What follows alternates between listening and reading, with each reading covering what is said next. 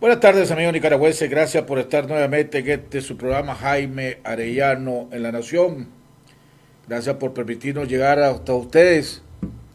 Gracias por poder permitirnos compartir con ustedes nuestros puntos de vista, compartir con ustedes los análisis y los puntos de vista de nuestros invitados. El día de hoy vamos a estar dividiendo el programa en dos partes.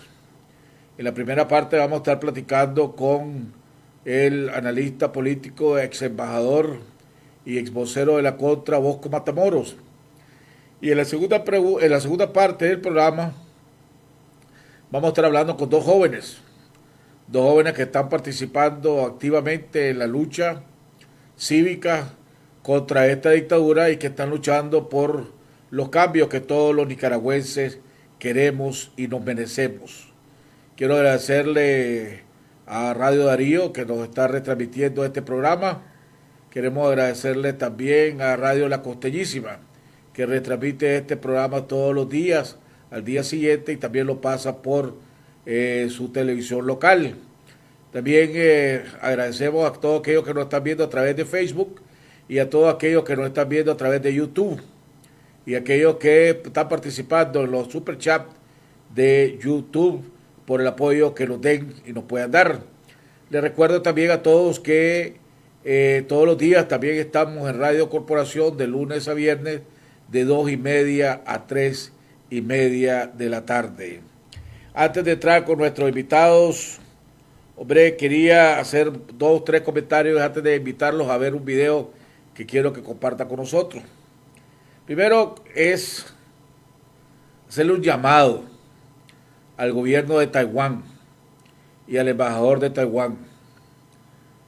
Desde el punto de vista del pueblo de Nicaragua agradecemos el apoyo y las contribuciones que siempre han hecho al pueblo de Nicaragua y sus ayudas que han dado al pueblo de Nicaragua.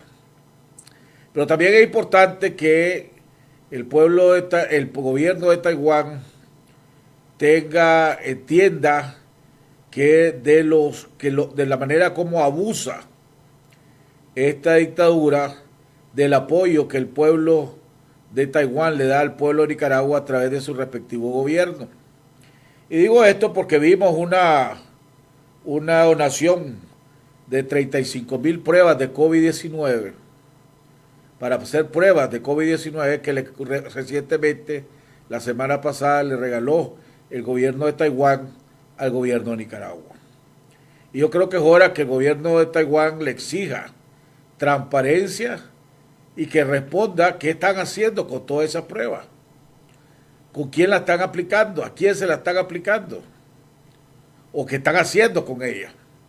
Ya sabemos que todo aquel que quiera salir de Nicaragua tiene que pagar $150, ¿verdad?, para poder hacerse la prueba del COVID-19. Cobran $150. Si piensan hacer lo mismo con estas donaciones, multiplique 35,000 por $150 y le da $4.5 millones. Eso es lo que tiene en sus manos, de acuerdo al precio que está usando esta dictadura, de la donación de Taiwán.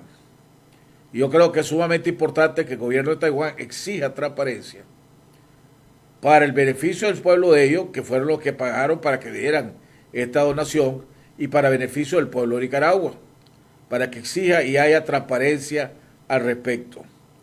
Por otro lado, siempre he venido diciendo, o que no, quiero compartir con ustedes un video, porque Dios tiene maneras de actuar que a veces uno no entiende, pero cuando la ves, te das cuenta que hay algo especial alrededor de ese tema.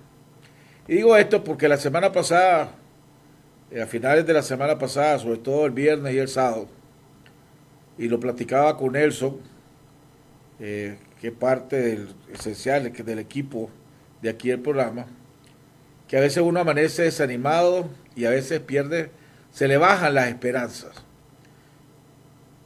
Y estaba en ese ambiente desanimado y desesperanzado y decía yo, jodido, tanto que hemos luchado, tanto que estamos sacrificando, tanto que tanta gente está sacrificando.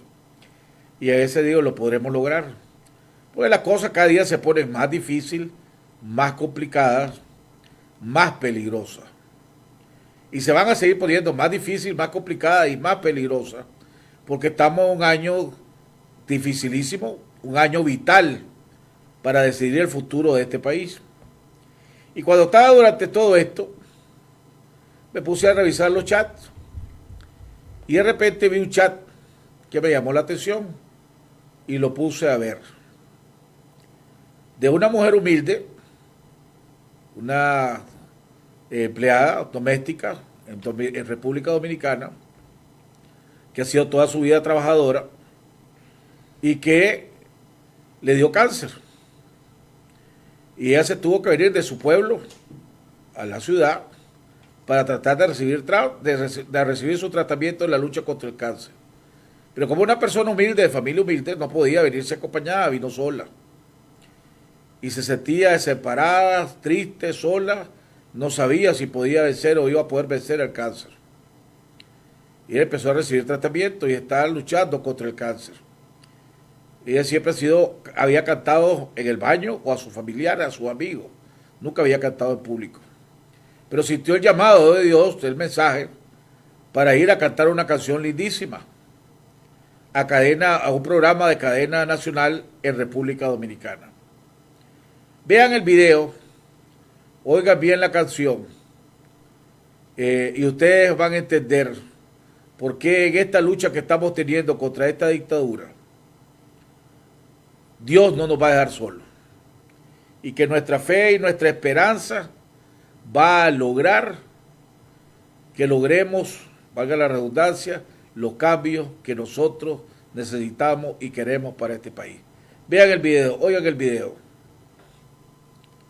Espero que les haya gustado ese.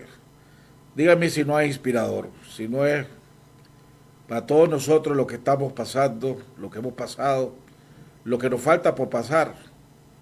Pero la verdad es que la fe que nosotros tenemos, la fe en Dios y Dios está con nosotros, es increíble y es la fuerza que nos da y la fuerza que le da a todo el pueblo de Nicaragua, y por eso es que está frustrada esta dictadura, porque no puede doblegar el espíritu de los nicaragüenses.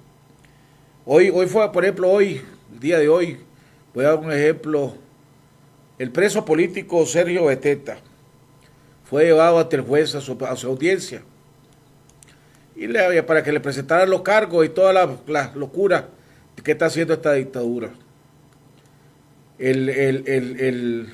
Terminó la audiencia y le dieron al juez, la jueza dio para que firmara él, que había estado en la audiencia y todo lo demás. Y cuando le dieron la pluma, donde está supuesto firmar su firma, puso: la dignidad tiene nombre. Y entonces la jueza, cuando vio, se molestó. Y en todo molesta dijo: aquí no es lugar para hacer política. Me imagino que para hacer las barbaridades que hace sí es lugar. Pero el punto es, este joven, Sergio Beteta, está preso. Tiene tiempo de estar preso. Lo llevaron a la audiencia. Le presentaron los cargos, las barbaridades que le presentaron. Y en vez de doblegar la cabeza con la frente en alto, dijo: la dignidad tiene su nombre. Y le había dicho: la dignidad no tiene valor. Es que es increíble las cosas que vemos a cada rato, donde debemos de ocuparlas para inspirarnos, para agarrar fuerza y para seguir adelante. Porque esta lucha, que es dura, que es difícil, que es complicada, que es cívica, porque las armas las tiene él, la dictadura, pero no ha podido ni va a poder. Ya vamos a cumplir ya 3 años. Ya estamos en el año que vamos a cumplir 3 años y no ha podido doblegar ni nos va a doblegar. Así que quería compartir este video con ustedes y ustedes compártanlo. Porque si Dios está con nosotros, ¿quién puede con nosotros? Vamos a un cambio y regresamos con nuestro primer invitado de la primera parte, el ex embajador y vocero de la contra, Bosco Matamoros. Ya volvemos. En el 2020, aprendimos a trabajar desde casa, aunque no estuviéramos en casa.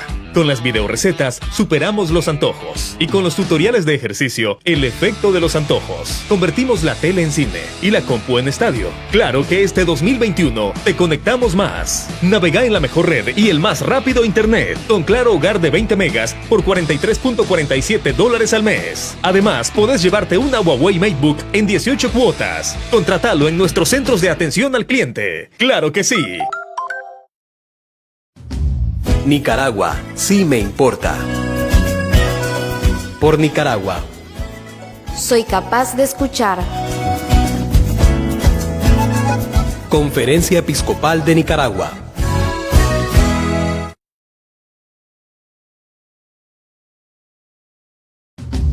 Nicaragua, sí me importa.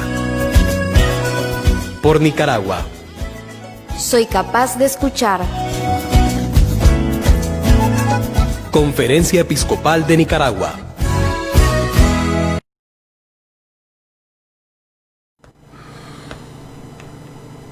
Bueno, gente, estamos de regreso. Ya está con nosotros nuestro invitado, el ex embajador y vocero de la CONTRE, analista político, Bosco Matamoros. Bosco, bienvenido al programa, gracias por haber... Espérame, que parece que está... Ya. Estaba centrado, ahora sí. Bosco, bienvenido al programa, gracias por haber aceptado la invitación, gusto en saludarte. Igualmente, Jaime.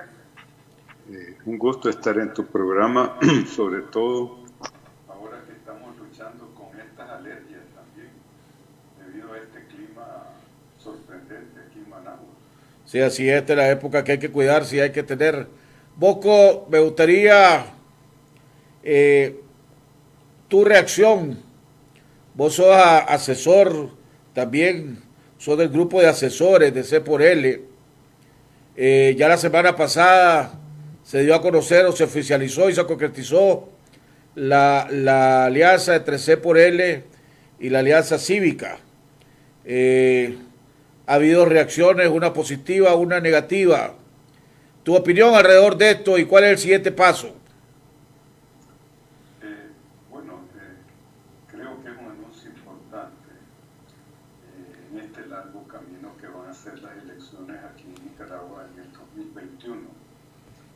Parece que en un cierto sentido se ha querido enfatizar más, digamos, algunas observaciones que pueden ser interpretadas polémicamente, por una parte, más que darle seguimiento a los aspectos positivos.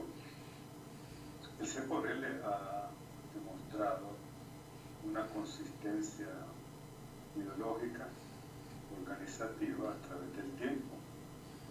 Y la Alianza Cívica obviamente agrupa una serie de organizaciones. Y yo creo que esa es, digamos, la que podría ser la metodología de que se podría seguir para formar esa alianza inclusiva, multisectorial, para enfrentar al candidato del Frente Sandinista en las elecciones de noviembre, que a toda luz hasta el día de hoy parece que va a ser el presidente Daniel Ortega.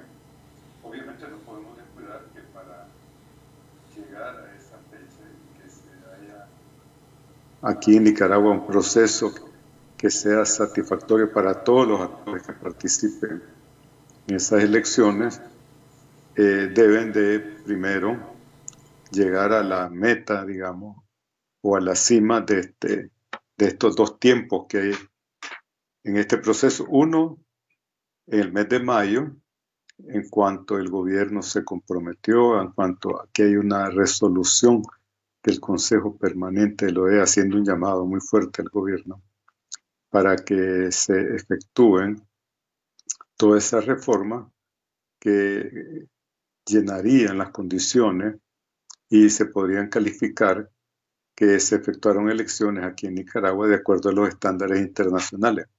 Una vez que hemos superado esa etapa, se entra en la segunda etapa, que es ya, digamos, la dinámica electoral específicamente, que podríamos llamar en parte es hija de esa reforma. Se ha tratado de esquematizar en una forma secuencial cómo y de qué manera debemos de proceder. Si lo vemos desde un punto de vista lógico, obviamente es necesario de que se sepan cuáles son las reglas del juego que van a guiar el proceso electoral. Pero aquí en Nicaragua obviamente hay nerviosismo, tanto de parte de los sectores de la oposición y aquellos que se autocalifican opositores también, como dentro del mismo gobierno. Se nota que el gobierno está preocupado, se nota que el gobierno no hay una respuesta definitiva a cómo enfrentar estas elecciones, porque hay un hecho. Si no se llenan las condiciones que pide la comunidad internacional, que pide el país, es un proceso que va a ser delegitimado indiscutiblemente. Y yo espero que no sea así, que tengamos unas elecciones y que los resultados sean aceptados por todos los participantes. Aquí en Nicaragua, Bosco, nunca se ha dado una alianza de cúpulas. Al final el pueblo ha decidido por quién apoyar una vez que ve una opción que le gusta apoyar. ¿Vos crees que ahora que la Alianza Cívica y C por L oficializaron su alianza o concretizaron su alianza, y el otro acontecimiento, pongámosle que el anuncio que hicieron el MRS de cambiarse el nombre de MRS a, ¿cuál es que pasamos? UNAMOS, y la carta compromiso que hay por parte de las figuras históricas y que fueron parte del enorme daño que se le hicieron en los años 80 a este país, pudiera facilitar que se diera algo que nunca se ha dado aquí y que pueda haber una unidad de cúpulas, tomando en cuenta que ya Alemán lo sacaron del panorama del PLC, ¿verdad? La familia Alemán está fuera del panorama del PLC. Ya Dora María Telle, Víctor Hugo Tinoco y todos esos controversiales también ya no van a ser candidatos ni van a ser parte de la toma de decisiones en el nuevo movimiento político que se llama UNAMO. ¿Podría darse esa unidad total que mucha gente quiere? Mira, Jaime, yo hablo de coalición más que de unidad. ¿Y por qué digo coalición? Porque eso permite que cada una de las organizaciones conserve su identidad política, su estructura, pero coinciden alrededor de un plan que se especifica en dos aspectos. Por una parte, una coincidencia alrededor del proceso electoral, una coincidencia alrededor de lo que es el programa de gobierno, y por otra parte una coincidencia en lo que es el concepto de qué tipo de sistema político se quiere establecer en Nicaragua. En el futuro, una vez que se haya obtenido, digamos, un cambio de régimen aquí en Nicaragua, cada una de estas organizaciones puede regresar a sus principios, a sus orígenes. Y eso se vería reflejado en el operar de una asamblea legislativa. Creo que estamos poniendo un metro demasiado exigente cuando hablamos de unidad. Generalmente cuando se han construido estas coaliciones históricamente en los países, está el Frente Amplio en Francia en los años 30, está la concertación chilena alrededor de un programa político que era electoral y programa de reformas que se fue gradualmente implementando en Chile y que ha llegado después de muchos años a esta última etapa que van a formular una nueva constitución. Es un proceso que creo que los nicaragüenses debemos de meditar un momento y que yo creo que va a tomar un tiempo. No creo que esas reformas institucionales en Nicaragua se van a implementar en 1 o 2 años. Puede ser que tome un periodo de 5 años. Y yo no excluyo a como ocurrió en los años 90 en Centroamérica, que necesitemos la cooperación de una presencia internacional. Estuvo la ONUSAL, aquí estuvo la CIABOEA. ¿Y por qué motivo digo eso? Por la violencia que estamos arrastrando como sociedad. Y una presencia internacional que sirva de garante a los actores nacionales de cualquier tendencia ideológica, política, sea ese sandinista, el Frente Sandinista, de las coaliciones que surjan, creo yo que contribuiría a un proceso de estabilización del país, del crecimiento de los órganos del Estado, y que creo que si lo dejamos a la deriva, vamos a repetir en cierto aspecto los errores que se hicieron en el 90, que no se le dio ese seguimiento que estaba reflejado en esos acuerdos, pero que, digamos, se implementaron con una laxitud pasmosa, lo que en última análisis ha llevado a la crisis de la sociedad nicaragüense. Porque fíjate que si tú analizas el otro país donde hubo un enfrentamiento similar al de Nicaragua, como fue El Salvador, no han tenido las instituciones estas experiencias traumáticas que están ocurriendo en Nicaragua. Ha habido una alternabilidad en el poder a través de los procesos electorales. Decía en la conferencia de prensa, Alianza Cívica y C por L, ¿verdad? Que ellos van a tratar de hacer una coalición amplia o una unidad amplia, pongámosle una coalición, pues estoy de acuerdo con vos en tu definición, ¿verdad? Una coalición amplia, pero existe la posibilidad de que la coalición nacional que se creó hace unos meses y que se está desbaratando, ¿verdad? Hemos visto declaraciones de gente del movimiento campesino hablando alrededor del UNAP sandinista, usando el nombre UNAP sandinista. Ya expulsaron al PLC básicamente de la coalición, aunque dijeron que está suspendido, pero no vemos a ¿cómo se llama? A María de Osuna, más bien mandó una carta diciendo que ellos no eran parte de eso. ¿Existe, vos ves, alguna posibilidad de que, y tengo entendido que Kitty lo que dijeron es, bueno, todas estas organizaciones que se quieran incorporar, se pueden incorporar a la Alianza Cívica y dentro de la Alianza Cívica incorporarse a los diferentes sectores? ¿Ve la posibilidad de que eso se haga? ¿O aquí lo que se debe, o lo que vamos a ver es cada bloque luchando por su lado para tratar de convencer a la población que no simpatiza, que queremos cambiar a Ortega, a ver cuál de los dos bloques es que la mayoría del pueblo de Nicaragua va a apoyar? Ese es el siguiente panorama. Mira, yo creo que tenemos que reflexionar un poco a la experiencia cuando Daniel Ortega asumió la presidencia en el 2007, que Rizo y Montealegre, los dos grandes troncones del liberalismo, sumaban aproximadamente el 56% del voto.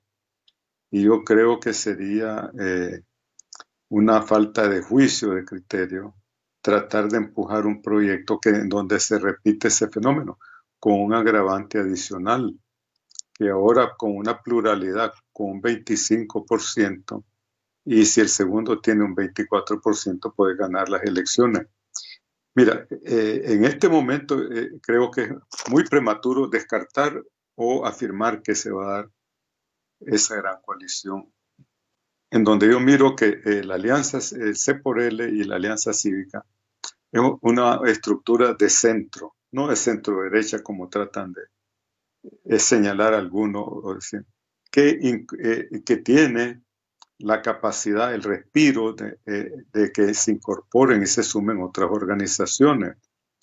Eso, por otro lado, no excluye la posibilidad de que hayan algunos sectores duros, podríamos llamar ahí, en la coalición que digan que no están interesados en participar en esa coalición, lo que crearía un escenario político que yo miro en estos términos. Por una parte, el candidato del Frente Sandinista, que a todas luces parece que puede ser el presidente Daniel Ortega, un PLC marginal, fundamentalmente, un PRD que no sabemos su fuerza real, y la coalición de la Alianza Cívica con C por L como, digamos, el vector o la máquina política, y ahí tendríamos lo que es la coalición. Ahora la pregunta que yo me hago, Jaime, ¿en qué casilla y con quién iría la coalición?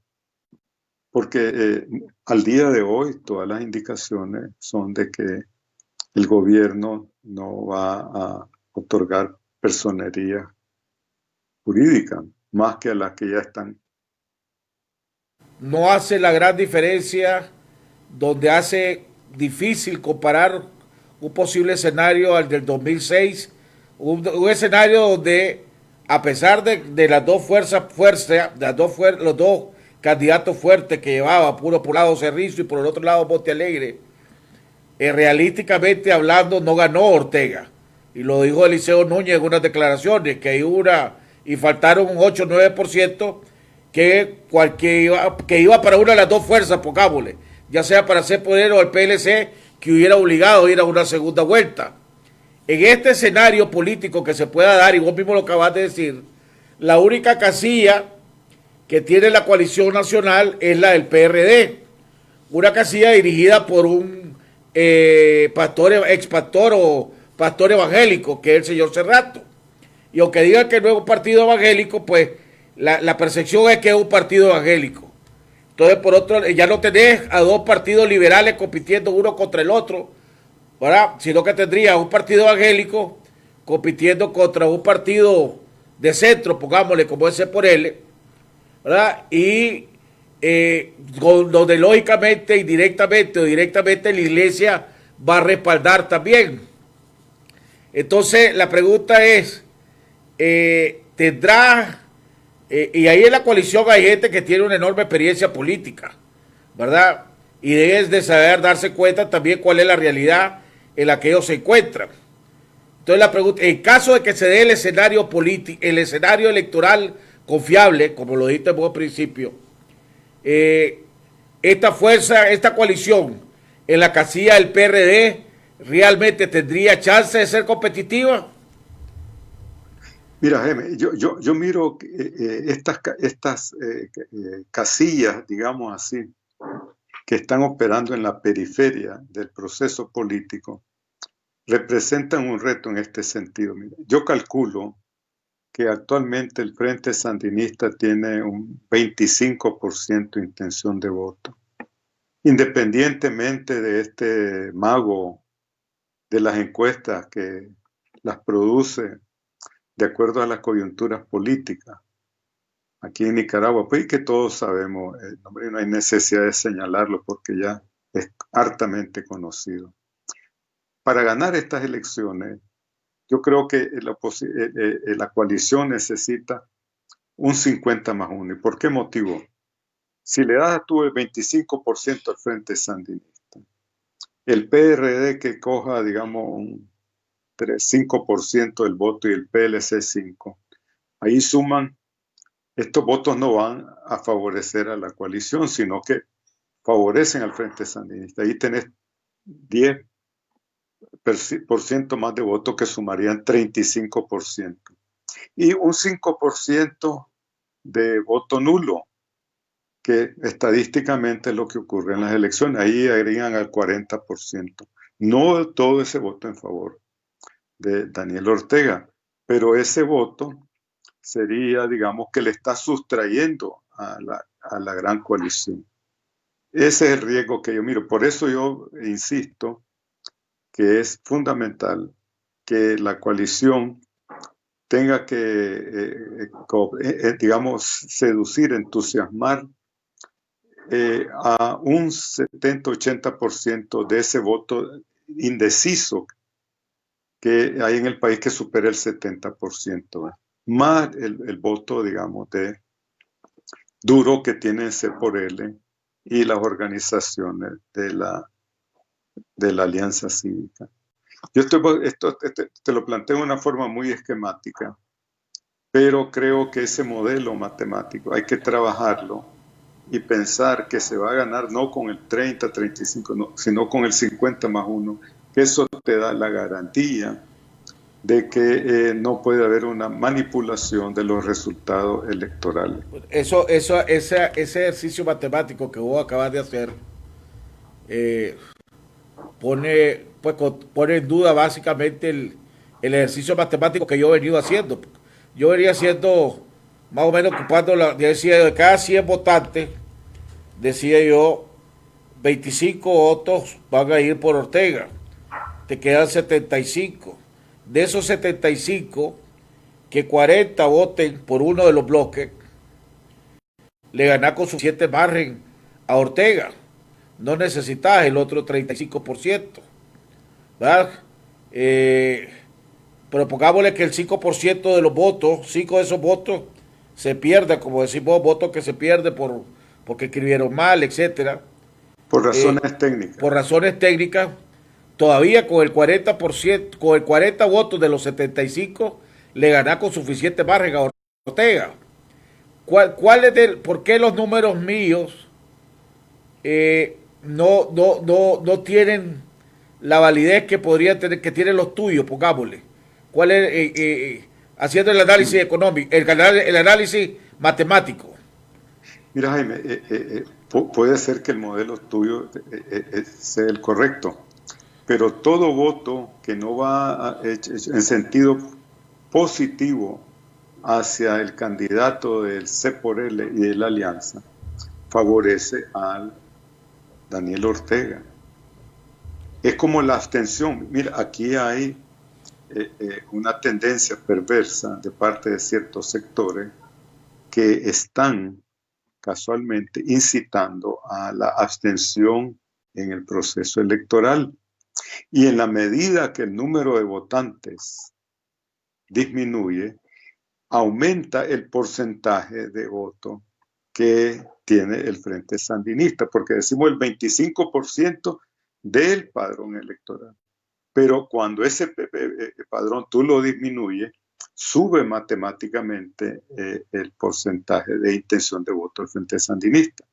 De la misma manera, los votos que tomaría el PRD, por ejemplo, y estamos hablando de 5 o 3%, el voto que tomaría el PLC, un 5%, el voto de los conservadores, un 2%, y ALN 1%. Si tú comienzas a sumar todos esos fragmentos, ¿a quién le estás sustrayendo?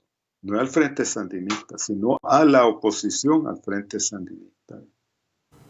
Y de ahí que mi preocupación es que la coalición debe de tener como objetivo superar el 50% del voto. Ese ha sido determinante, Jaime, en las victorias de Violeta Chamorro, las de Arnoldo Alemán y de Enrique Bolaño. El umbral es el 50 más 1. Ahora se verá posible el voto útil. Se irá, porque supongamos que no se da la unidad, que es lo que yo creo que no se va a dar, esa gran unidad que hablamos. Y se crea otra coalición, pues pongamos la coalición a Alianza Cívica y C por L. Y se está la coalición esta del Cerrato, la UNAP y eso. Y llega un momento dado en que la gente va a decir, uno de los dos va a ser el bloque, cuál de los dos bloques va a ser el voto útil y cuál no va a ser el voto útil. Algo que hasta el momento, tal vez después de la experiencia del 2006, la gente diga, bueno, el que tenga más chance de ganar, a ese voy a respaldar. ¿Se podría ver ese escenario? Yo creo que sí, mira, la sabiduría colectiva, el pueblo nicaragüense le ha expresado. Y el problema es que en el 2007, la estrategia de Daniel Ortega era ganar en primera vuelta, y la de Rizzo y Montealegre era ir a una segunda vuelta. Pero ahí hubo un factor de distorsión por el cual nunca se contaron ese 8% de los votos. Y eso va a ser una tarea para los historiadores de los procesos electorales en Nicaragua.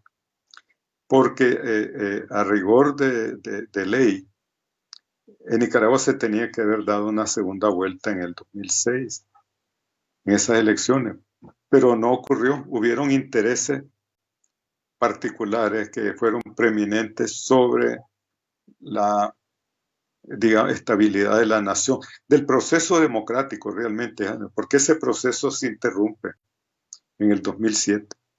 Así es. Y estamos corriendo ese riesgo actualmente. Ahora vos ves a Ortega,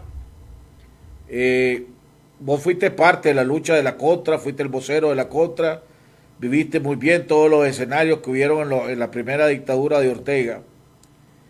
Vos ves a Ortega, lógicamente no estamos en una guerra, no hay una guerra civil, no hay no está o que ya está una crisis económica bien fuerte, no estamos como la de los años 80, aunque iremos ahí si Ortega se sigue quedando en el poder.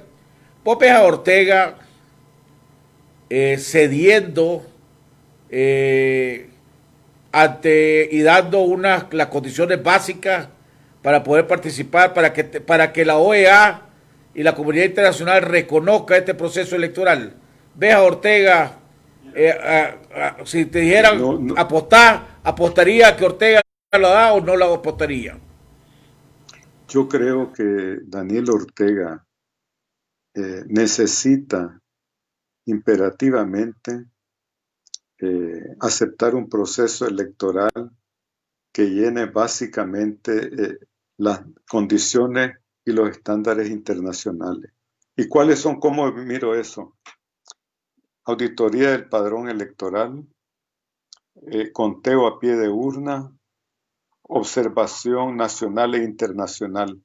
Y fíjate que yo no contemplo la demanda de cambiar todos los magistrados del Consejo Electoral.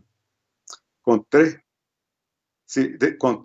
magistrados independientes que tengan autonomía, capacidad de denunciar cualquier tentativa de fraude, creo que es suficiente para tener elecciones competitivas aquí en Nicaragua, uno. Y dos, la otra consideración que yo tengo es que Daniel Ortega gana perdiendo las elecciones. La dinámica internacional es negativa para Daniel Ortega. Sus aliados no tienen la capacidad para sostener este régimen, más que en condiciones de subsistencia. Y él pone en peligro todo lo que el Frente Sandinista ha adquirido en lo que se refiere a no solamente como organización política, sino también sus miembros como empresarios dentro de la economía del país. Y tendría que lidiar en condiciones extremadamente precarias y rigurosas. Fíjate, por ejemplo, el Banco Mundial, el BID y hasta el BESI se han visto obligados, los del BESI, el Banco Centroamericano de Integración Económica, a exigirle estadística e información exacta, creíble, sobre el impacto de la epidemia aquí en Nicaragua. Y esa es una condición rigurosísima que están diciendo. Y ese mismo patrón, tú lo vas a ver bajo un gobierno Ortega, que le van a aplicar en una forma rigurosísima los criterios técnicos, las cuestiones de los derechos humanos y todos los otros aspectos que este gobierno ha perdido esa legitimidad internacional. El miércoles pasado, mañana toma posesión oficialmente Biden de la presidencia de la República. Ya el miércoles ya entra la administración Biden a funcionar. Y con el control básicamente del Senado y la Cámara Baja, pues todas sus nominaciones para su gabinete no va a tener problema en pasarlo y en ponerlo. Vos ves que, pero al tiempo, la cosa no es tan calma en los Estados Unidos y pareciera que la línea dura de los demócratas no quiere bajar el gas y más bien siguen con la insistencia de juiciar a Trump. Hemos visto las noticias, las medidas de seguridad que se están tomando en la toma de posesión de Biden, no se tomaron ni cuando estaban después de la crisis del ataque terrorista en septiembre o en el 2011. ¿Vos ves a Biden una vez que llega a la presidencia tomando control, tratar de calmar las cosas internamente y mantener la política exterior hacia Nicaragua? Mira, Jaime, hay dos cosas. En lo que se refiere a la política interna, para Biden era ideal de que los demócratas no ganaran los dos puestos en el Senado, en Georgia. Ahí Trump fue el epítome, digamos, de la obtusidad política y fue instrumental en que se perdieran esas elecciones en Georgia. Es decir, que ni siquiera uno de los dos senadores. Primera vez que ocurría eso en más de 30 años. Uno. En lo que se refiere a la política exterior de Biden, él ha dado un mensaje contundente. Invitó al embajador de Guaidó a la toma de posesión. En los Estados Unidos estos no son accidentes. Eso, el mensaje claramente quiere decir que el gobierno de Biden va a continuar en una forma más inteligente, creando alianzas regionales y alianzas internacionales. ¿Qué quiero decir con eso? Los países importantes de América Latina los va a involucrar. Va a involucrarse también con la Unión Europea en presionar el proceso de cambio, de transformación del régimen en Venezuela. En este momento los americanos están considerando que Venezuela es el eje para el cambio en Nicaragua y el proceso de evolución del régimen cubano. No vamos a ver la teatralidad de Trump, esas declaraciones estrafalarias, pero sí va a ser algo más sistemático, más insidioso. Y que recuérdate que los demócratas han sido clave en los procesos de cambio aquí en América Latina. La mayoría del involucramiento americano en nuestro continente ha sido presidentes demócratas. Y el otro factor es que ellos creen en los principios y ellos miran la Carta Democrática Interamericana como un instrumento que obliga a los estados a respetar las normas democráticas. No solamente es un instrumento jurídico, político, que se puede sacrificar por la expensa de la lucha antidroga o inmigrante. En la política exterior de Biden, la preeminencia, según las indicaciones, son la cuestión de derechos humanos, la democracia, la transparencia. Él estuvo muy involucrado con los países del Triángulo Norte, empujando casualmente esos factores. No va a ser menos ahora que es presidente. Bosco, ¿comentarios finales? Bueno, me agradezco tu invitación. Yo creo que el momento que la oposición, los actores políticos y sociales en Nicaragua maduren, están en una lucha política que es compleja, difícil, pero también tienen que darse cuenta que la comunidad internacional tiene puestos los ojos aquí en Nicaragua, uno. Y dos, que el gobierno es extremadamente vulnerable en el campo internacional. La apariencia de fuerza que tiene no se corresponde a la realidad, pero hay que actuar con inteligencia. Al día de hoy no he visto emerger figuras como las que surgieron en 1990, que hubieron una miríada de partidos políticos, pero que en última análisis llevó a ese cambio de régimen, que en el 2007 fue desperdiciado por los actores democráticos. En esta elección que es tan significativa como la del 90, esperemos que no desperdicien esta oportunidad. Como siempre, cuídate, que yo sé que ahorita con la Argelia, el cambio de clima, no podemos andar jugando. Bueno, vamos a entrar ahora en la segunda parte de nuestro programa. Vamos a platicar con dos jóvenes que son parte del anuncio que se hizo la semana pasada entre la alianza, donde concretizaron la alianza Ciudadanos por la Libertad y la Alianza Cívica. Vamos a estar platicando con Alexander Gómez, que es el coordinador de la juventud de C por L, y vamos a estar platicando con Gema Martínez, que es miembro de la juventud de la Alianza de AUN, que pertenece a la Alianza Cívica y que inclusive el día de hoy dieron una conferencia de prensa. Ya está conectado con nosotros Alexander, esperamos la conexión de Gema en cualquier momento. Alexander, bienvenido al programa, gracias por haber aceptado la invitación. Gracias, Jaime, por invitarnos. No se oye. Gracias Gracias, Jaime, por invitarnos. Tengo problemas al programa. con el audio. Ok, permitime. Ahora sí Aló, escuchamos. ahora sí te escucho. Ok, perfecto. Muchas gracias por la invitación que nos ha hecho a la juventud del Partido Ciudadano por la Libertad. Alexander, tu comentario y expectativas que hay después del anuncio que hicieron la semana pasada, la conferencia de prensa de la semana pasada. ¿Cuáles son las expectativas de la juventud de C por L, hombre? Como bien habíamos mencionado, la semana pasada se firmó un importante acuerdo con la formación de la gran alianza opositora entre Ciudadanos por la Libertad y la Alianza Cívica.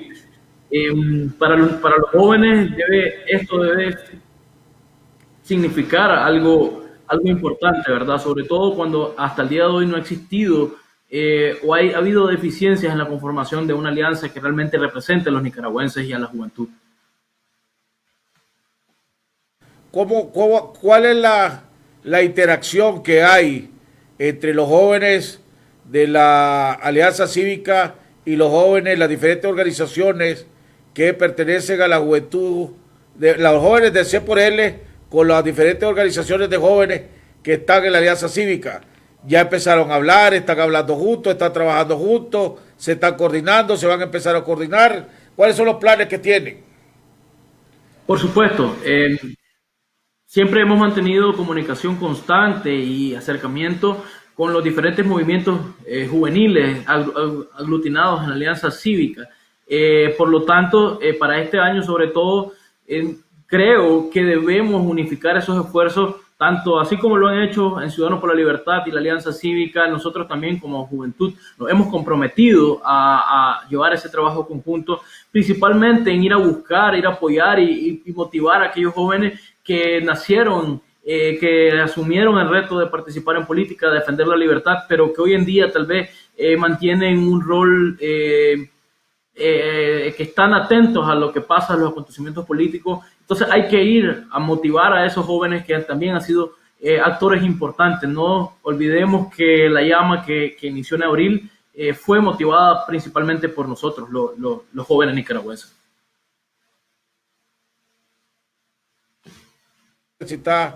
Si hay más gente al lado tuyo, pero se está metiendo conversaciones en el audio tuyo.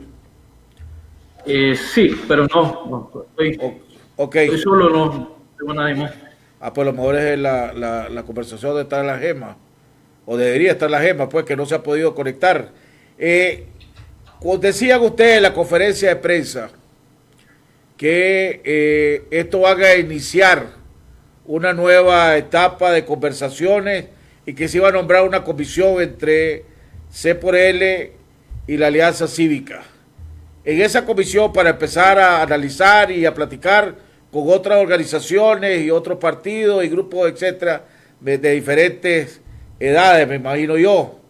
En esta comisión que se va a integrar, ¿la juventud es parte de esa comisión o ustedes como jóvenes van a crear su propia comisión para hablar con otros jóvenes y otras agrupaciones de jóvenes que no están en la Alianza Cívica ni se han integrado a C por L? Mira, creo que lo ideal en este sentido, digamos, como jóvenes, es atender al sector juvenil o estudiantil, como debemos de verlo. Sin embargo, los espacios deben de estar abiertos para que podamos impulsar nuestra agenda y nuestras motivaciones desde cualquier espacio. Es fundamental. Sin embargo, pues todavía no se ha hecho la conformación. Sí se está trabajando en ello y se va a dar a conocer, pero también considero de que los jóvenes tenemos que unificar esos esfuerzos con los movimientos juveniles de la Alianza Cívica junto a los jóvenes de Ciudadanos por la Libertad para hacer ese trabajo conjunto y más bien hacer nuestra comisión de jóvenes enfocada en ese aspecto. Reportaje de artículo 66 donde decía que a los jóvenes universitarios se le estaba exigiendo que le escribieran una carta al dictador Ortega para poder recibir una beca en las diferentes universidades del Estado. Eso es parte de los problemas que ustedes están enfrentando, de los problemas que le están diciendo a los demás jóvenes que se sumen para luchar juntos, para que una vez que saquemos la dictadura no va a tener que depender de un dictador o de una persona que pueda recibir esa beca y ese apoyo para que puedan estudiar. Importante. Debemos de hacer hincapié en todos esos problemas que afectan sobre todo a los estudiantes y uno de estos problemas es la falta de autonomía universitaria que existe en las universidades públicas y el condicionamiento que también hace el gobierno de Ortega a las universidades como la Universidad Centroamericana, que por ser una universidad que promueve valores democráticos, hoy por hoy pues también le ha afectado o se ha sido afectada con la reducción del presupuesto, para que esto al fin de cuentas al único que beneficia o al único que afecta es al joven estudiante que alberga la Universidad Centroamericana y otras universidades del interior del país. Entonces creo que debemos de enfocarnos también en visibilizar esos problemas y decirle que es lamentable pues de que se tenga que hacer una carta de becas de maestrías y doctorados dirigido a jóvenes, pero dirigiendo también una carta al comandante. Yo creo que así, literal, es como ahí podemos observar. Tuve conocimiento de 2 casos la semana pasada, a lo cual yo le recomendé a esos jóvenes que no hicieran ningún ofrecimiento ni tampoco trataran de hacer ese crecimiento profesional mediante la educación condicionada, porque eso es lo que hacen, condicionar la educación para que los nicaragüenses y los jóvenes sigan dando gracias al presidente o a la vicepresidente, cuando realmente esto se pagan con los impuestos de nosotros, los jóvenes, los nicaragüenses o los ciudadanos. ¿O qué le decís vos a los jóvenes cuando ustedes platican entre ustedes que el bloque que ustedes están formando junto con la Alianza Cívica es el bloque que los demás jóvenes que no se han integrado deberían de integrarse? ¿Cuál es el atractivo que tiene este bloque o que va a tener este bloque o que debería tener este bloque para que la cantidad de jóvenes que hay que no están en ningún grupo ahorita, ¿verdad? Digan, hombre, así como en abril todo el mundo salió a luchar contra Ortega, hombre, el vehículo en este proceso electoral, si se logra concretizar, este es el bloque que debemos de sumarnos todos los jóvenes. ¿Qué le decía a los jóvenes para que se incorporen a este bloque? Creo que los jóvenes van a ir determinando, ¿verdad?, que este bloque opositor o esta gran alianza opositora va a enfocarse en acciones concretas, como ya bien decíamos, con el compromiso de realizar acciones conjuntas, pues como la liberación de los presos políticos, el restablecimiento de las garantías y los derechos individuales y políticos de los nicaragüenses. Además de ello, pues también garantizar que se cuente con una reforma. Y eso lo vamos a ir viendo de acuerdo al actuar y accionar de esta gran alianza que se ha formado. Y eso te va a permitir extenderte y ganar esa credibilidad. Si bien es cierto, existe un más de 80% o alrededor del 80% de ciudadanos opositores, ahí va a consistir en ir ganando esa legitimidad y la confianza de la gente. En el caso de los jóvenes, he visto, digamos, en las últimas semanas cómo jóvenes nos están escribiendo, se están afiliando. Y eso, digamos, no solamente a la agrupación juvenil, sino también al partido, como en su orden corresponde. Entonces, esto, creo que esa legitimidad y esa confianza la vamos a ir viendo con las acciones, pero también cuando los jóvenes se vayan sumando de acuerdo a la credibilidad que vayan demostrando, pues. Ustedes tienen proyectado que van a empezar a trabajar como un bloque. Y digo esto porque, aunque lógicamente cada una organización quiere conservar su identidad, etcétera, también la gente quiere empezar a ver acciones conjuntas, acciones unidas. Y una de las cosas que desde mi punto de vista contribuyó a que se desbaratara la coalición, que era, o que se esté desbaratando la coalición, es que cada organización seguía pichando su juego, seguía haciendo lo que ellos creían, en vez de vender la imagen de un solo bloque. Ustedes firmaron una alianza, o la intención de una alianza, exactamente no sé qué fue lo que firmaron, tal vez me lo aclarará. Pero hoy vimos, por ejemplo, una conferencia de prensa de AUN, uno de los grupos de jóvenes de la que está dentro de la Alianza Cívica. Entonces, esa conferencia de prensa ellos dieron a conocer su punto de vista, su lucha, su esperanza, etcétera. Pero no sabemos si esa es la misma posición de los otros movimientos de jóvenes que están en la Alianza Cívica, o es el mismo punto de vista y posición de los jóvenes de C por L. No sería recomendable que de ahora en adelante cualquier comunicación, expresión o punto de vista o conferencia de prensa que lo den como bloque y no siga cada uno pichando su juego cada uno por su lado. A ver, en primer lugar vamos aclarando, digamos que esta no se formó una alianza electoral. El momento de eso va a llegar. Esto es nada más el inicio de ejecutar acciones conjuntas y complementarias de acuerdo, digamos, a irle dando vida a lo que es una gran alianza opositora. Eso en primer lugar. Y en segundo, pues creo que cada uno debe mantener su identidad, que eso no debe ser una muestra o una causal para que cada uno haga trabajo separado. Sin embargo, no es malo, digamos, que cada uno continúe haciendo el quehacer. En referencia a eso, hay muchas cosas y muchas actividades que tenemos que coincidir, porque hay mucho que hacer, sobre todo tema de si nos metemos en la parte electoral, vamos a tener que hacer grandes esfuerzos en el tema de la defensa del voto. Pero ese es nada más un punto. Si nos empezamos a ver, pues, de que vamos a tener que hacer trabajo complementario, hacer trabajo conjunto, vamos a irlo viendo y determinando. Sin embargo, como decíamos, yo creo que tanto los movimientos juveniles y las organizaciones que están de los sectores en Alianza Cívica están agrupados porque realmente coinciden en puntos que son importantes para la recuperación de la democracia en este país, y nosotros como partido político también hemos coincidido en 6 puntos que van a ser vitales como un primer paso a la formación de una gran alianza opositora en este país. Entonces, yo creo que esos son como los puntos generales a los que debemos de estar conversando y haciendo acciones en conjunto sin perder nuestra identidad.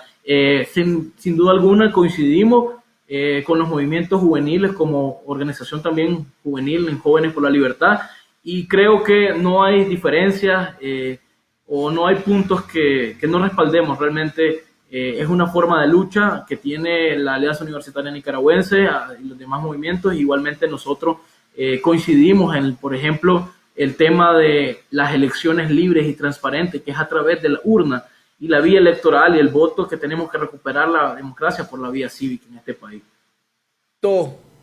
Que los jóvenes de la Alianza Cívica, los jóvenes de AUN, los jóvenes del Movimiento 19 de Abril, que están en la Alianza Cívica, andan en los territorios visitando con jóvenes,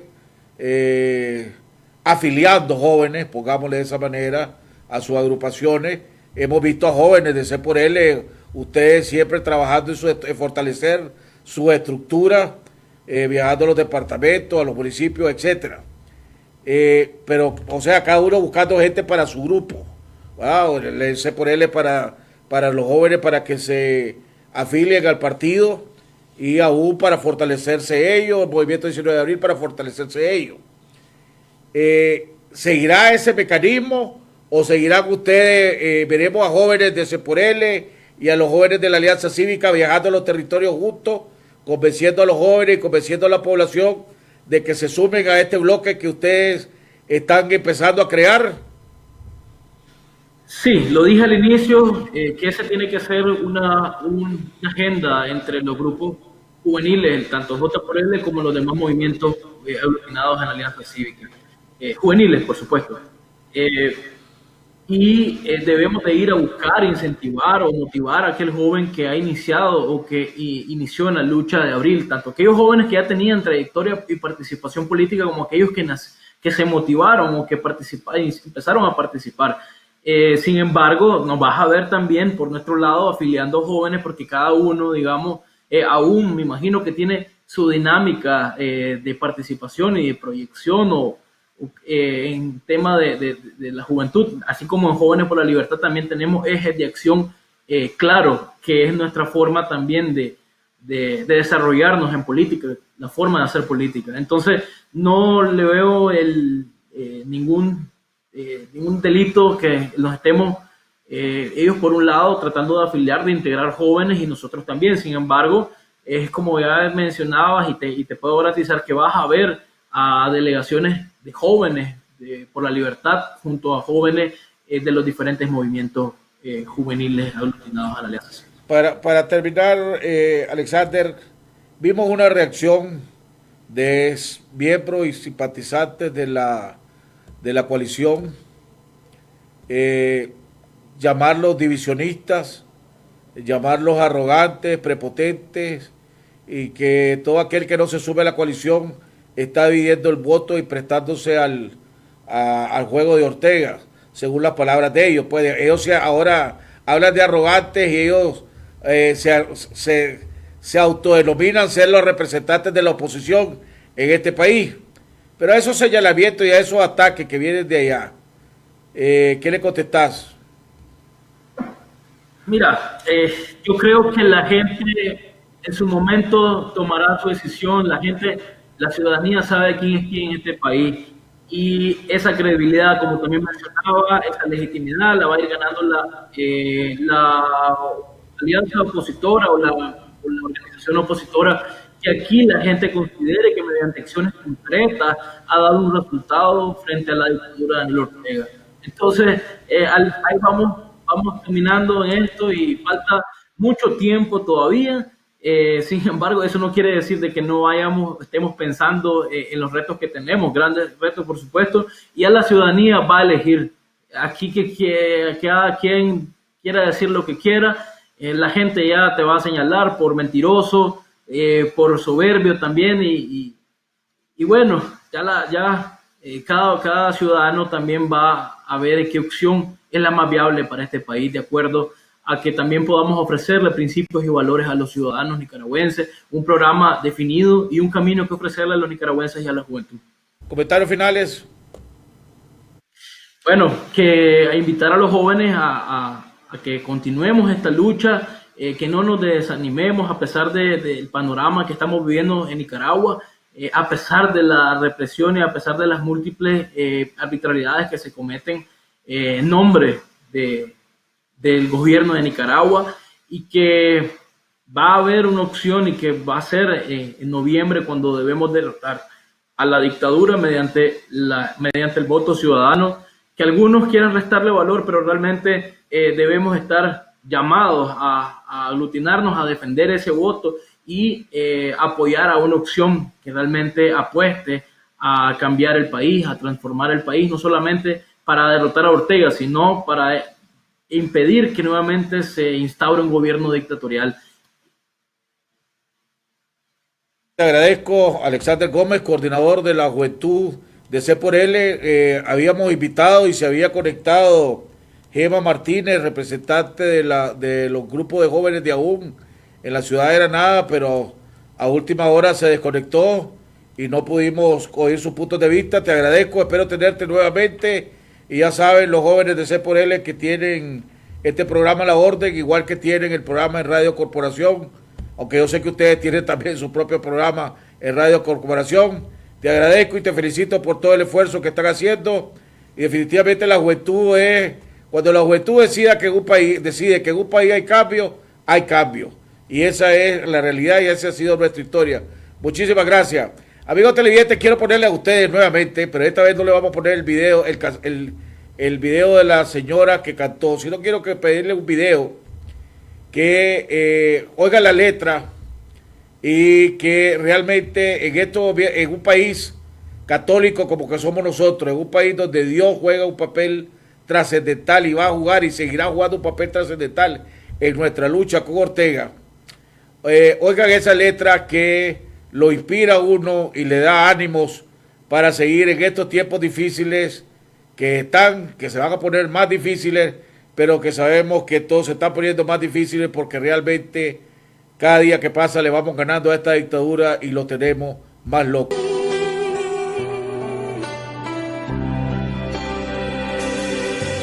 Yo he estado entre la espada y la pared, rodeada de insomnio sin saber qué hacer, pidiendo a gritos tu intervención. A veces me hablaste de una vez, en otras tu silencio solo escuché. Qué interesante tu forma de responder. Y